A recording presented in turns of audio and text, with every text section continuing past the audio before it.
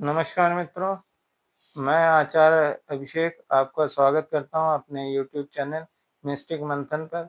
आज हम जिस दुर्योग के बारे में चर्चा करने के लिए हाजिर हुए हैं, उसका नाम है लंपट योग। यह योग कैसे बनता है, कब बनता है, इसके बारे में हम पूरी विस्तृत जानकारी करेंगे। जैसा कि इस बोर्ड पे आप देख पा रहे हैं, एक कुंडली में एक ही भाव में शुक्र और राहु की युति बनी हुई है। यह किसी भी भाव में हो सकती है। इस युति का प्रभाव आपका लंपट योग ऐसे ही बनेगा, एक ही भाव में जब होगा।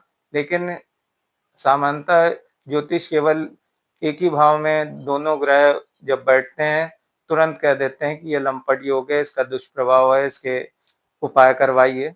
लेकिन मैं ये कहना चाहता हूँ कि आप जब भी योग को देखें तो उसकी डिग्री पे अवश्य ध्यान दें और ये भी देखें कि शुक्र मार्गी है अथवा वक्री। राहु जो कि सदैव वक्री ही होता है, अर्थात वह हमेशा एंटी क्लॉकवाइज ही चलता है। पहले भाव से द्वादश, द्वादश से एकादश, एकादश से दशम, इसी भाव तरीके से चलता है।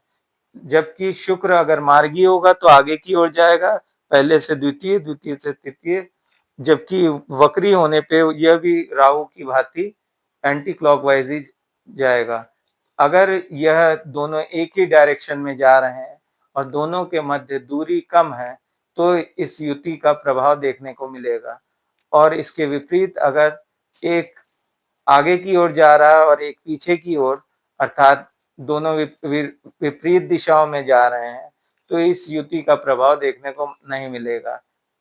और जब यह दूरी ज्यादा अंतर वाली होगी तो भी इस युति का प्रभाव देखने को नहीं मिलेगा। और तो और अगर यह युति बन रही है और इस पर कहीं से भी मंगल की दृष्टि पड़ती है, जैसा कि हम लोग जानते हैं मंगल के पास 3 दृष्टियां हैं, चतुर्थ, सप्तम और अष्टम दृष्टि। तो चतुर्थ दृष्टि या सप्तम दृष्टि या अष्टम दृष्टि से अगर इस दुर्योग पे अगर मंगल की दृष्टि पड़ जाती है तो यह और भी दुर्योग खतरनाक हो जाता है। ऐसा जातक या जातिका निर्भीक निडर हो जाता है, उसे समाज, परिवार या किसी भी शख्स की कोई परवाह नहीं रहती, वह किसी भी हद तक जा सकता है। इस दुर्योग का प्रभाव सबसे ज्यादा यह होता है कि ऐसा जातक या जातिका चरित्र उसका नियंत्रण नहीं रहता। अर्थात अगर जातक है तो वह एक से ज्यादा जातिका के प्रति आकर्षित होगा और अगर जातिका है तो एक से ज्यादा जातक के प्रति वह आकर्षित होगा।